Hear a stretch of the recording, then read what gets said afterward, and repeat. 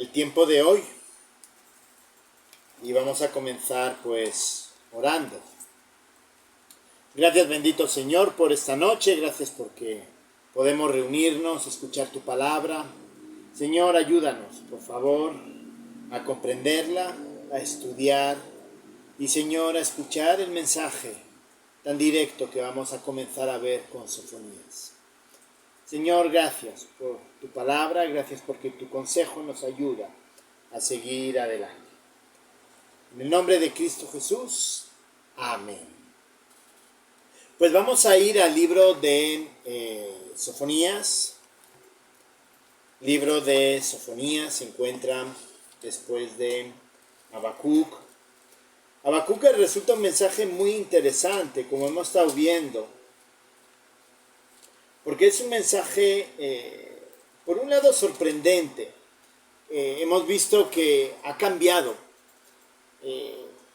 mucho con el tipo de mensaje que habíamos escuchado hasta ahora de los profetas que declaraban el juicio contra la nación correspondiente.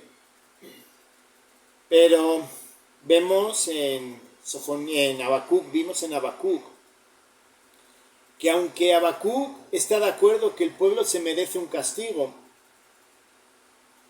pues realmente él reflexiona acerca de por qué tienen que ser los caldeos, los babilonios, los que vayan a ejecutar ese juicio, ¿no? Que era una nación despiadada, cruel.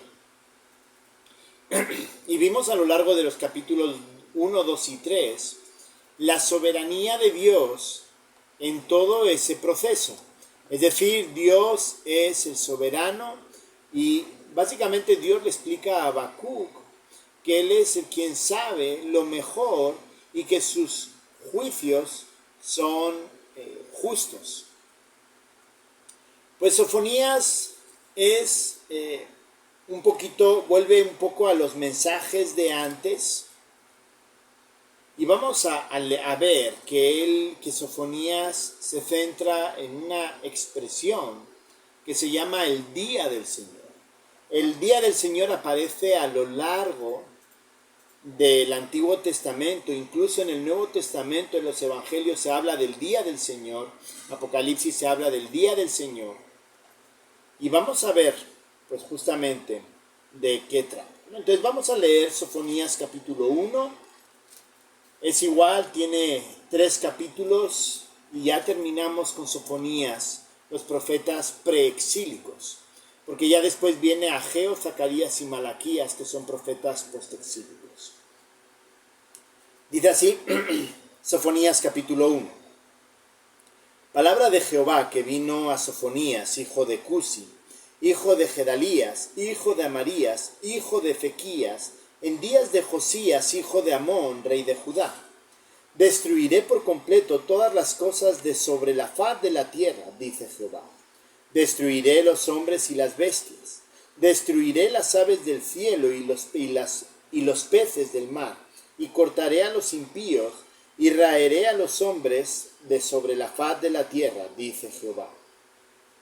Extenderé mi mano sobre Judá y sobre todos los habitantes de Jerusalén, y exterminaré de este lugar los restos de Baal, y el nombre de los ministros idólatras con sus sacerdotes, y a los que sobre los terrados se postran al ejército del cielo, y a los que se postran jurando por Jehová y jurando por Milcom, y a los que se apartan de en pos de Jehová, y a los que no buscan a Jehová ni le consultaron.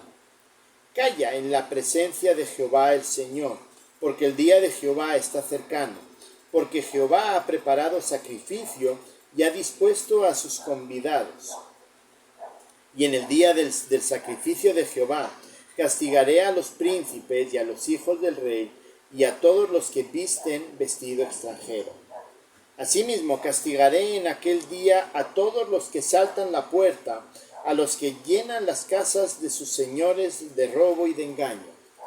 Y habrá en aquel día, dice Jehová, voz de clamor desde la puerta del pescado, y aullido desde la segunda puerta, y gran quebrantamiento desde los collados. Aullad, habitantes de Mactes, porque todo el pueblo mercader es destruido. Destruidos son todos los que traen dinero. Acontecerá en aquel tiempo que yo escudriñaré a Jehová con linterna y castigaré a los hombres que reposan tranquilos como el vino asentado, los cuales dicen en su corazón, Jehová ni hará bien ni hará mal. Por tanto, serán saqueados sus bienes y sus casas asoladas. Edificaré casas, mas no las habitarán, y plantarán viñas, mas no beberán el vino de ellas. Cercano el día de grande de Jehová. Cercano y muy próximo es amarga la voz del día de Jehová. Gritaré allí el valiente. Día de ira aquel día, día de angustia y de aprieto, día de alboroto y de asolamiento, día de tinieblas y de oscuridad, día de nublado y de entenebrecimiento, día de trompetas y de algazara sobre las ciudades fortificadas y sobre las altas torres. Y atribularé a los hombres, y andarán como ciegos, porque pecaron contra Jehová, y la sangre de ellos será derramada como polvo, y de su carne como estiércol. Ni su plata ni su oro podrá librarlos en el día de la ira de Jehová, pues toda la tierra será consumida con el fuego de su celo, porque ciertamente destrucción apresurada hará de todos los habitantes de la tierra. Así que vemos en este primer capítulo que ya está hablando del día del juicio, y en este día del juicio, que también pues obviamente vamos a ver en el capítulo 3 que hay una restauración, este día del juicio lo está llamando el día del Señor. Sofonías es un profeta del Antiguo Testamento, es de la tribu de Judá. Y además, miren verso 1, dice, hijo de Cusi, hijo de Gedalías, hijo de Amarías, hijo de Ezequías, en días de Josías. El tiempo es en el periodo de Manasés. Manasés, recordemos que es hijo de Josías, y Manasés fue un rey malo. Y Dios está pidiendo a Sofonías que hable contra la tribu, bueno, contra lo que queda, contra el reino del sur, contra Judá y contra Benjamín, porque realmente ellos se han apartado del Señor. Sofonías significa Jehová se esconde. Resulta muy interesante su nombre, porque ya esto es un aviso del juicio de Dios contra Sofonías, y entonces el nombre va de acuerdo al mensaje que él tiene que dar. El autor, Sofonías, es el único que tiene una posición elevada. Vemos que al dar su descendencia, está hablando de que es tataranieto de Ezequías, así que viene de un legado real. Y la fecha más o menos puede ser entre 640 y 609, que es ese periodo final. Josías, más o menos su avivamiento se da en el 622 a.C., y muy probablemente eso es después del avivamiento de con Josías, pero antes de la destrucción de Nínive, ¿no? Entonces más o menos están entre las fechas 622-612, y recordemos que en el 604 definitivamente ya el reino del sur cae ante Babilonia. Así que ya estamos a pocos años. Realmente pues ya Dios ha dado las oportunidades correspondientes para que ellos puedan arrepentirse, y entonces las palabras que da contra Sofonías tiene que ver con juicio. Por eso la palabra o el tema es el día del Señor. El día del Señor, como hemos dicho antes, está relacionado con juicio. Así que vamos a ver en este libro juicio. En segundo lugar, el juicio viene por su desobediencia. Es decir, con Josías había habido un avivamiento, pero muchos se resistieron a esa búsqueda del Señor. Entonces, Dios, vamos a ver, que juzga a esas personas con el fin de, pues digamos, ya de castigar definitivamente. El versículo clave lo podríamos decir que es la primera parte del verso 7. Calla en la presencia de Jehová el Señor, porque el día de Jehová está cercano. Calla en la presencia de Jehová, porque el día del Señor está cercano. Así que vemos un mensaje, pues en cierto sentido desolador para el reino del sur, un mensaje de juicio, y creo que tiene mucho que ver con lo que Dios nos reclama a nosotros en cómo debemos de vivir. El juicio viene por la falta de santidad, que es lo que vamos a ver el día de hoy, en el capítulo 1. Viene juicio porque el pueblo de Judá no ha sido santo, ha menospreciado el consejo de Dios. Y debemos reflexionar acerca de nosotros, cómo realmente estamos viviendo nuestra santidad día a día. Y debemos de cuidar esa santidad. Pero hay algo que pareciera que no nos gusta en relación a esa santidad. Pareciera que nos sigue gustando hacer las cosas a nuestra manera. Hermanos, cuando está hablando Sofonías de juicio contra Judá, es porque Judá quería seguir viviendo a su manera. Pensaba que solamente por tener el templo ya era suficiente, como un amuleto para que nada les pasara. Ellos pensaban que con el templo y Dios morando en el templo era suficiente para que a ellos nada les pudiera pasar, pero ellos seguían viviendo a su manera. Nosotros muchas veces tenemos ese mismo pensamiento en relación al Señor y a su santidad. Vivimos vidas que realmente no agradan a Dios. Y a veces pensamos que sencillamente porque hice la oración, aquí no va a pasar nada. Vemos que el pueblo escogido va a sufrir juicio, a pesar de ser el pueblo escogido. ¿Por qué? Porque desobedecieron. De la misma manera, hermanos, va a haber juicio contra nosotros. ¿Por qué? Porque Dios aborrece el pecado. Es decir, no vamos a perder la vida eterna, pero Dios va a juzgar.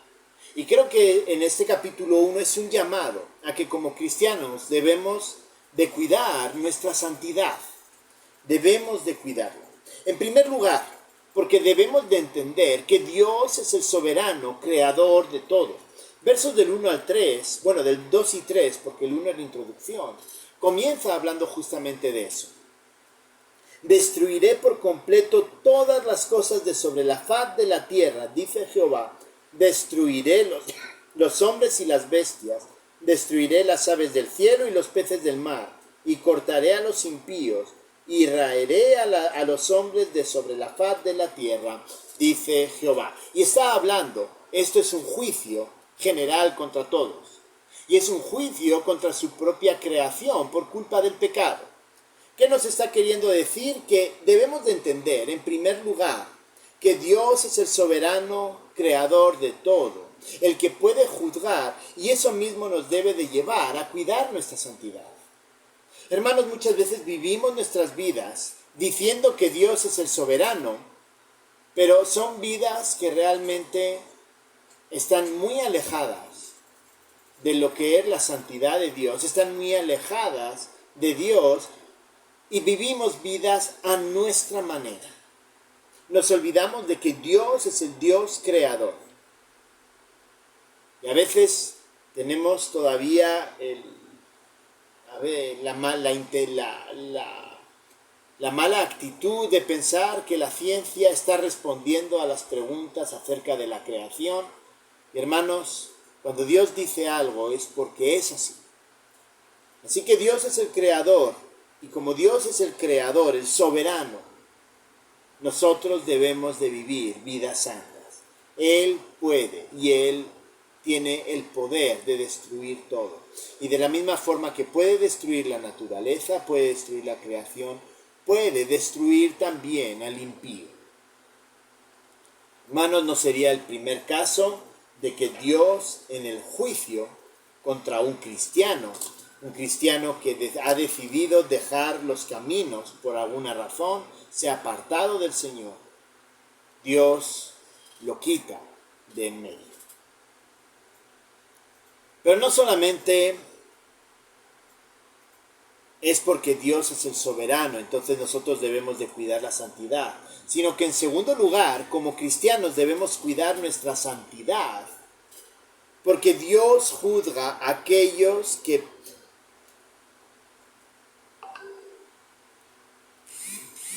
persisten en el pecado. Porque Dios juzga a aquellos que persisten en el pecado. Versos del 4 al 13. Y vamos a ir viendo en versos del 4 al 13, vamos a ir viendo a las distintas personas que Dios va a juzgar. Es interesante que del 4 al 13 Dios hace un listado de el quiénes y el por qué Dios los va a juzgar. El primero de ellos tiene que ver con los idólatras. Versos del 4 al 7, miren lo que habla. Extenderé mi mano sobre Judá y sobre todos los habitantes de Jerusalén. Es decir, no importa a quiénes. Y exterminaré de este lugar los restos de ¿quién? De Baal. Baal es uno de los dioses paganos. Y el nombre de los ministros idólatras con sus sacerdotes, es decir, va a destruir a los ídolos, a los sacerdotes que están adorando a ese Dios. Y a los que sobre los terrados se postran al ejército del cielo, y a los que se postran por Jehová, jurando por Jehová y jurando por Milcom. Es decir, vamos a ver también que no solamente es a los que se postran a los ídolos, sino que también se postran como pensando que Dios, Jehová, es un Dios más. Y a los que se apartan de en pos de Jehová, y a los que no buscan a Jehová ni le consultaron. Y entonces viene y dice, calla en la presencia de Jehová el Señor, porque el día de Jehová está cercano, porque Jehová ha preparado sacrificio y ha dispuesto a sus convidados. Así que el primer grupo objeto de juicio son los idólatras. Y si se dan cuenta, habla de los idólatras 100%, y habla de los idólatras que consideran a Dios como un Dios más. Y espero que nosotros no estemos dentro de ese segundo grupo, como que Dios es un Dios más dentro de lo que es nuestra seguridad. Recordemos que en Habacuc veíamos acerca de esas seguridades y en el capítulo 2, versos del 6 hasta el verso 19, veíamos que había grupos de personas que no confiaban en Dios, sino que confiaban en cosas. Y aquí vuelve a insistir. Y vuelve a insistir, pero ahora en la cuestión de los idólatras, ¿no? Que Habacuc lo hablaba como el último grupo. Ellos pensaban que podían seguir confiando y tener a Jehová como un Dios más. Pero Dios es un Dios celoso y es un Dios que en su santidad rechaza compartir la adoración con cualquier otro, y Dios va a aplicar el juicio. Alguno me dice, bueno hermano, pero aquí no tenemos ni a Baal ni a Milcom. Sí, pero no tenemos a Baal ni a Milcom, pero idolatramos a la familia, idolatramos a nosotros mismos a través de redes sociales, nos idolatramos a nosotros mismos a través del trabajo, porque eso es lo que nos motiva. Mira qué bueno soy, mira cómo sigo adelante. No, idolatramos el dinero, porque eso es lo que nos sostiene, eso es lo que yo sé que a mí me va a dar. en eso confío y en eso yo sé que tengo para pensionarme. Hermanos, todo eso es idolatría. Quitar el lugar de Dios porque confiamos en otro elemento que no es Dios se llama idolatría. Y aquí el primer grupo, y al que Dios juzga, y lo juzga ya diciendo es el día del Señor, calla en la presencia de Jehová porque el día de Jehová está cercano, porque el juicio está cercano. El primer grupo es a los idólatras. Y por eso les decía, espero que ninguno de nosotros, con un corazón sincero ante el Señor, estemos en ese mismo grupo. Pero no solamente habla de esos idólatras, sino que también habla de los príncipes, los que piensan y los que creen que por su posición política, por su situación quizá social, a ellos no les va a pasar nada. Verso 8, y en el día del sacrificio de Jehová castigaré a los príncipes y a los hijos del rey y a todos los que visten vestido extranjero. Es decir, el poder político, el poder social, el poder en relación también a lo económico. Para nosotros el poder social se mira muchas veces en relación a nuestra posición económica o a nuestra posición de liderazgo. Soy director, trabajo en no sé dónde, hago no sé cuánto, tengo contactos con. Ahí medimos muchas veces nuestra posición. Y Dios también dice, lo voy a juzgar. ¿Por qué? Porque ellos piensan que por su posición no les va a pasar nada. Y Dios dice, el día del Señor llega también para ellos. Verso 9, también habla de los opresores. Asimismo castigaré en aquel día a todos los que saltan la puerta, a los que llenan las casas de sus señores de robo y de engaño. Es decir, los que oprimen, los que extorsionan, los que abusan de poder. También Dios va a juzgar. Volvemos a insistir, igual que Habacuc, ¿en quién confían? Confían en su posición.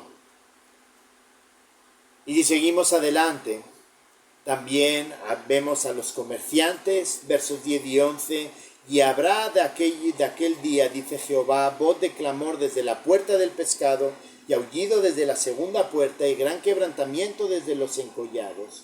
Aullad, habitantes de Mactes, porque todo el pueblo mercader es destruido. Destruidos son los que traían dinero.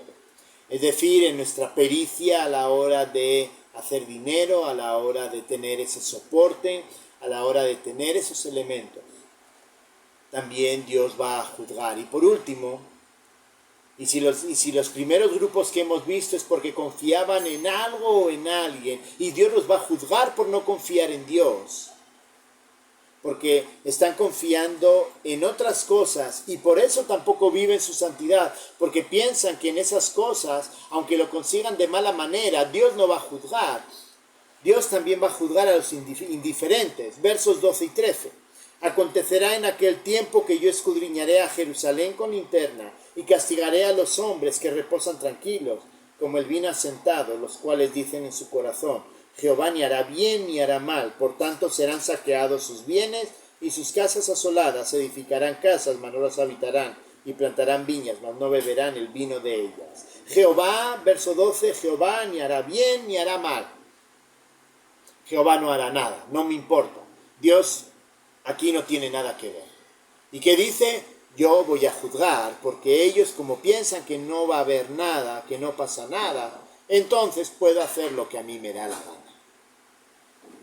Así que, hermanos, vemos en esta primera parte que va a juzgar a aquellos que persisten en el pecado, que persisten en buscar dioses que no corresponden a Dios mismo, que sino corresponden a sus deseos y a sus intenciones. Así que, hermanos, es un gran reto. Es un gran reto.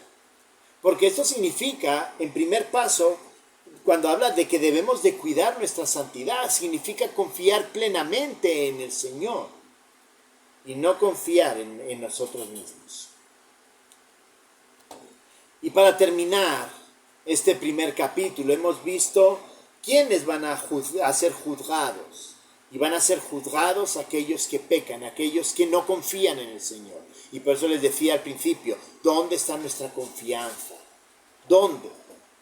Pero en segundo lugar, nos habla de que de que como cristianos debemos de cuidar nuestra santidad, porque el juicio de Dios es terrible. No solamente va a juzgar, sino que el juicio es terrible. Versos 14 al 17.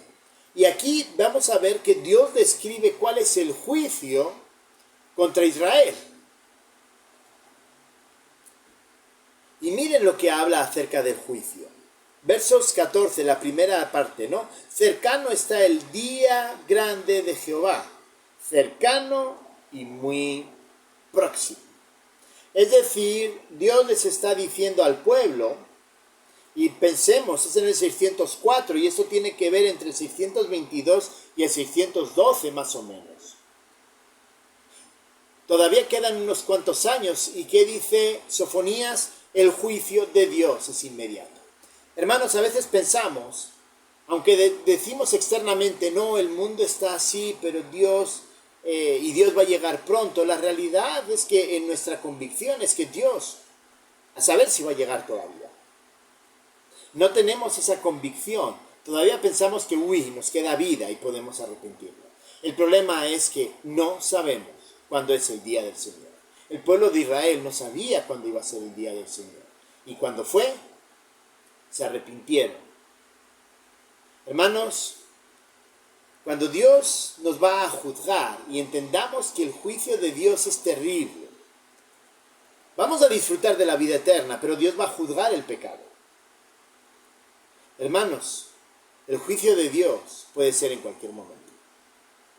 Y el juicio de Dios no es quizá que te vayas a morir, pero el juicio de Dios puede ser una situación económica, porque has perdido el norte al confiar más en tu dinero que en Dios. El juicio puede ser porque la pérdida de un trabajo, porque has confiado más en el trabajo que en el Señor, que es quien te ha dado el trabajo y quien te sostiene.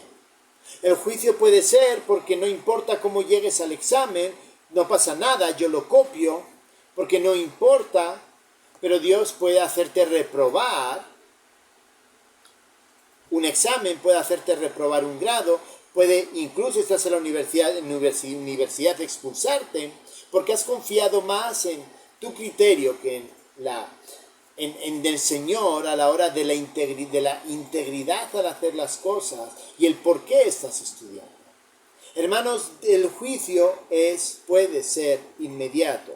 El juicio de Dios va a ser en su debido momento y es cercano.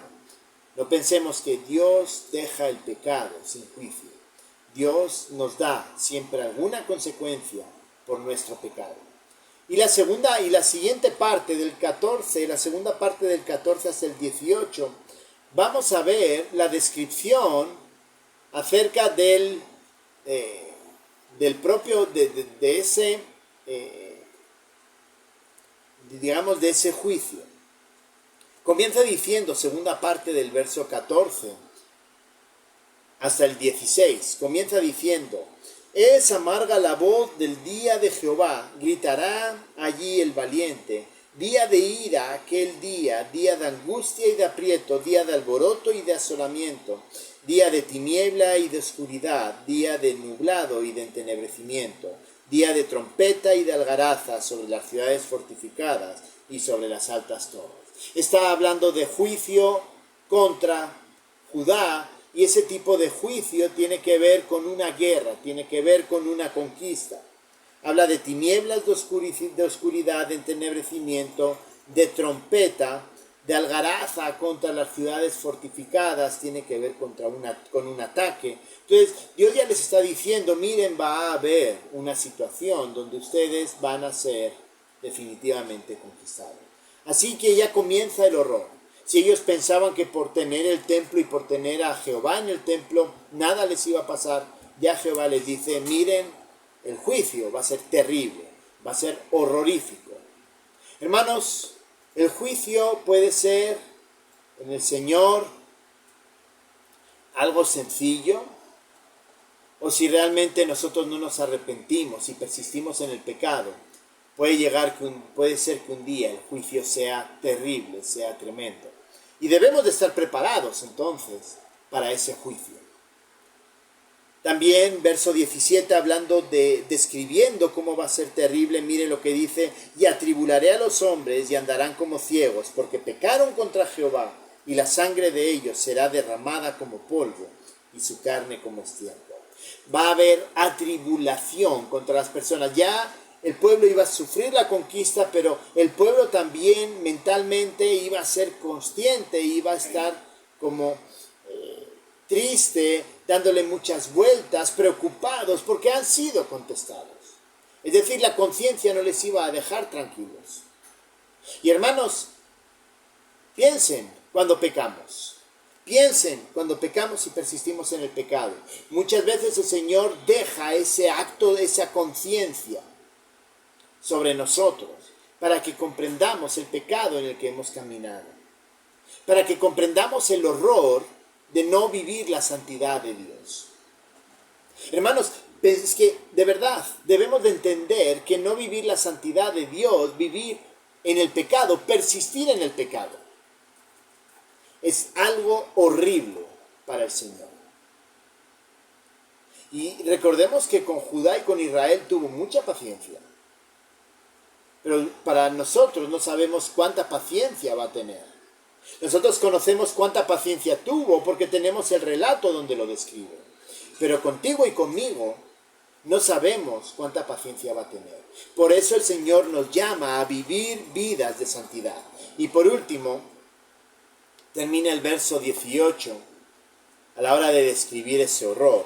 Ni su plata ni su oro podrán librarlos en el día de la ira de Jehová. Pues toda la tierra será consumida como el fuego de su celo, porque ciertamente destrucción apresurada hará de todos los habitantes de la tierra. ¿Qué está diciendo? No va a haber nada que pueda cambiar la opinión de Dios. No hay nada que pueda cambiar las consecuencias de lo que Dios ha establecido para aquel que no vive en la santidad de Dios. Hermanos, este primer capítulo de Sofonías, y vamos a ver que el segundo capítulo tiene mucha relación con este capítulo, pero este primer capítulo de Sofonías nos invita y nos recuerda a que debemos de vivir en la santidad de Dios. Hermanos, no debería de ser una opción, debería ser nuestro deseo, deberíamos buscar agradar a Dios. Hermanos, si usted ha pecado o si está viviendo en algún pecado, usted es llamado a arrepentirse, a ponerse a cuentas, a volver a mirar al Señor, a asumir las consecuencias de su pecado, pero a seguir adelante, comprendiendo que Dios es un Dios santo, que quiere algo especial para con nosotros. Así que, hermanos, perseveremos en esa santidad de Dios, vivamos en esa santidad, dejemos de confiar en las cosas, en el dinero, en mi posición, en lo que sea, dejemos de confiar en los likes. No, es que mira cuántos likes tengo, mira, me están dando, mira que lo que opinan de mí. Olvídense de eso, pensemos en lo que Dios piensa de nosotros. Y entonces, ahí, pues nosotros viviremos para agradarle a Dios. Y entonces es cuando entendemos la santidad de Dios. Así que, hermanos, este primer capítulo de Sofonías comienza con un llamado directo para nosotros a vivir en santidad. ¿Usted está viviendo en santidad? La respuesta es suya. La respuesta la conoce muy bien usted. Sea honesto. Y si no lo está haciendo, entonces arrepiéntase. Porque si no, Dios va a juzgar. Oremos. Gracias, bendito Señor, por este tiempo y gracias también por este primer capítulo de Sofonías. Gracias, Señor, porque nos ayudas a entender más y mejor cómo es tu santidad. Señor, es algo único y algo que en caso de no vivir esa santidad, el juicio llega, porque tú juzgas el pecado. Ayúdanos a comprender y a vivir en santidad. Te lo pedimos en el nombre de Cristo Jesús. Amén.